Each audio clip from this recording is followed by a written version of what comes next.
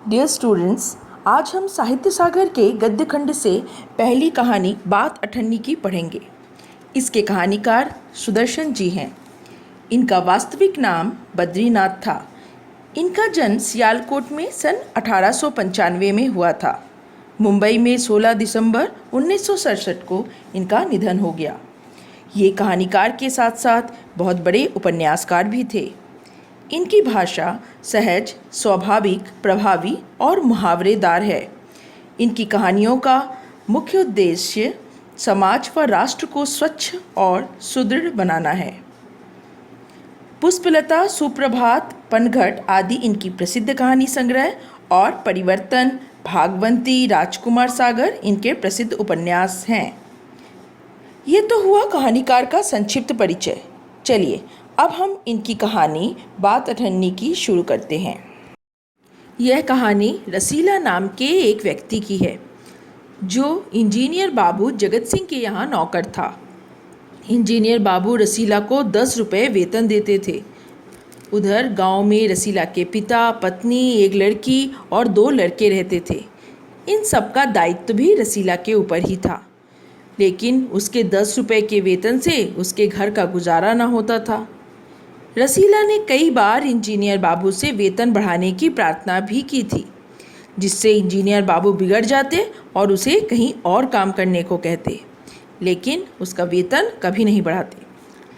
रसीला निराश होता पर सोचता कि अगर वह दूसरी जगह नौकरी करे तो शायद 11-12 रुपये मिले, पर वह आदर और सम्मान नहीं मिलेगा जो बाबू जगत सिंह के यहाँ इतने सालों से मिला है। बाबू जगत सिंह के पड़ोस में जिला मजिस्ट्रेट शेख सलीमुद्दीन रहते थे। उनके चौकीदार का नाम मियाँ रमज़ान था। रमज़ान और रसीला में बड़ी गहरी मित्रता थी। एक दिन रमज़ान ने रसीला को बहुत उदास पाया। रमज़ान के बहुत हट करने पर रसीला ने अपनी उदासी का कारण बताया कि उसके बच्चे बीमार हैं और उसके पास रुपया नहीं है। मालिक ने भी पेशगी देने से मना कर दिया है। रमज़ान ने कुछ रुपए लाकर जल्दी से रसीला के हाथ में रख दिए। अब रसीला सोचने लगा कि मैं इतने सालों से बाबू साहब के यहाँ काम करता हूँ, पर मेरे बुरे समय में उन्होंने मेरी मदद न की, लेकिन रमज़ान आदमी नहीं देवता है। कुछ दिनों में उसके बच्चे स्वस्थ हो गए और उसने रमज़ान का ऋण भी चुका दिया, लेकिन 8 आने बाकी रह गए। 8 आने अर्थात 50 पैसे।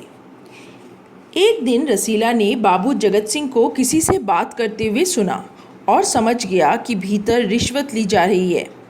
रसीला ने सोचा, रुपए कमाने का यह तो बहुत अच्छा तरीका है। उसने रमज़ान को भी सारी बात बता दी। अब रमज़ान ने कहा कि उसके साहब भी रिश्वत लेते हैं और ऐसी कमाइयों से ही ये लोग कोठियों में रहते हैं। इन सारी बातों का रसीला पर बड़ा गहरा प्रभाव पड़ा। वह सोचता रहा कि उसके हाथ से सैकड़ों रुपए निकल गए, पर अब तक उसका धर्म नहीं बिगड़ा। अगर वह एक एक आना भी उड़ाता तो आज तक बहुत सारे रुपए जोड़ लेता। रसीला ऐसा सोच ही रहा था कि इंजीनियर बाबू ने उसे बुलाकर 5 रुपए की मिठाई लाने के लिए कहा।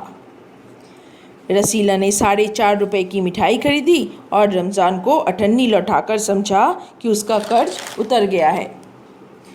उधर बाबू जगत सिंह समझ गए कि यह मिठाई 5 रुपए की नहीं है। अब रसीला बहुत घबरा गया। जगत सिंह ने रसीला को ज़ोर से एक तमाचा मारा और हलवाई की दुकान पर ले जाने लगे। तब कोई रास्ता बचा ना देखकर रसीला ने माफ़ी मांगी, लेकिन इंजीनियर साहब रसीला को घसीटते हुए पुलिस थाने ले गए। दूसरे दिन रसीला का मुकदमा शेख सलीमुद्दीन की कचहरी में पेश हुआ। रसीला ने तुरंत अपना अपराध स्वीकार कर लिया। शेख साहब न्यायप्रिय आदमी माने जाते थे। उन्होंने रसीला को 6 महीने की सज़ा सुना दी और रुमाल से अपना मुँह पोंछा। यह वही रुमाल था जिसमें एक दिन पहले किसी ने उन्हें 1000 रुपये बांध कर दिए थे। यह न्याय सुनकर रमज़ान बहुत दुखी हुआ, साथ ही क्रोधित भी हुआ और सोचने लगा कि यह दुनिया न्याय नगरी नहीं, अंधेर नगरी है। कितनी अद्भुत बात है कि रात के समय जब 1500 के चोर नरम गद्दों पर मीठी नींद ले रहे थे, तब अठन्नी का चोर जेल की तंग कोठरी में बैठा पछता रहा था। तो स्टूडेंट्स, इस कहानी को सुनने और समझने के बाद यह पता चलता है कि इस कहानी में कहानीकार सुदर्शन जी ने समाज की एक कड़वी सच्चाई को उजागर किया है। गरीबों से दिन रात मेहनत करवाना और उनको सही मेहनताना न देना, यह हमारे समाज के अमीरों द्वारा की गई बहुत बड़ी भूल को दर्शाता है। रसीला सीधा और सरल स्वभाव का है और कहानी के अनुसार वह ईमानदार और कर्तव्यनिष्ठ भी है, लेकिन रमज़ान को अठन्नी लौटाने के लिए वह यह चोरी करता है। कहानी का शीर्षक बात अठन्नी की सार्थक और उचित है, क्योंकि पूरी कहानी अठन्नी को लेकर ही है। अठन्नी के कारण ही रसीला एक छोटी सी गलती कर बैठता है, जिसकी उसे बहुत बड़ी सज़ा मिलती है। Thank you.